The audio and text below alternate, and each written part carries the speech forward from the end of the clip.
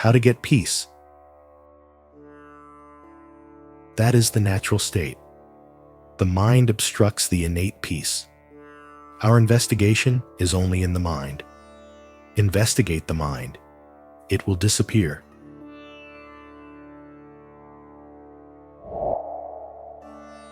There is no entity by name mind. Because of the emergence of thoughts, we surmise something from which they start, that we term mind.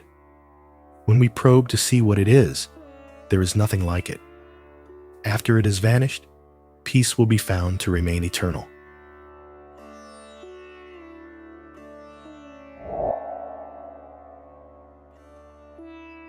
What is intellect? The thinking or discriminating faculty. These are mere names. Be it the ego, the mind, or the intellect, it is all the same.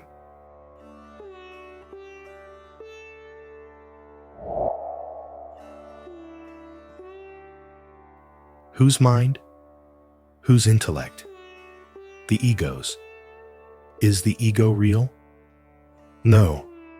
We confound the ego and call it intellect or mind.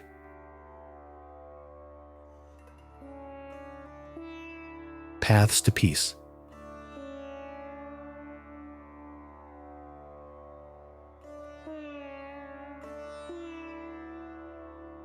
Examination of the ephemeral nature of external things leads to dispassion.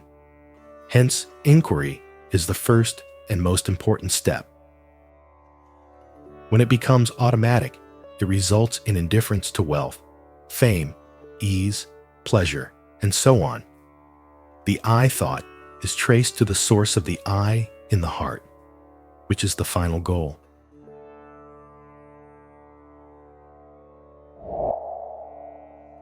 However, if the aspirant is temperamentally unsuited for self-inquiry, he must develop devotion. It may be to God, or guru, or mankind in general, or ethical laws, or even an ideal of beauty.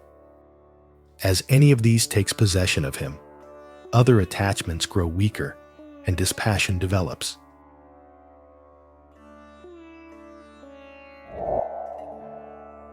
Attachment to the object of devotion grows until it dominates him completely, and with it grows concentration, with or without visions and direct aids.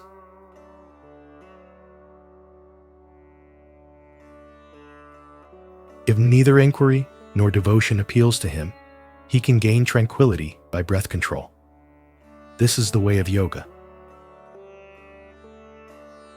If a man's life is in danger, all his interest centers round the one point of saving it.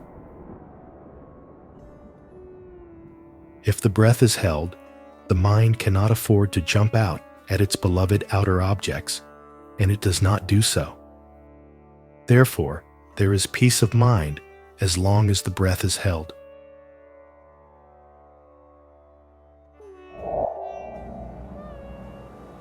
Since all one's attention is concentrated on the breath, other interests are abandoned.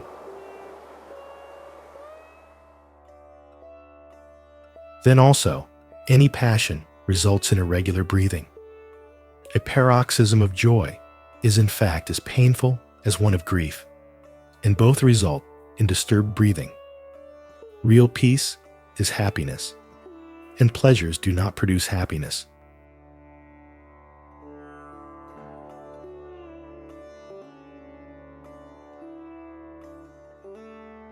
If the aspirant is unsuited to the first two methods by temperament, and to the third on account of age or health, he must try karma marga, the path of good deeds and social service.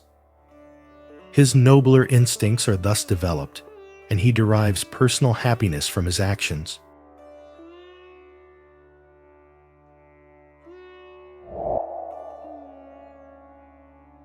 His ego becomes less assertive, and its good side is enabled to develop.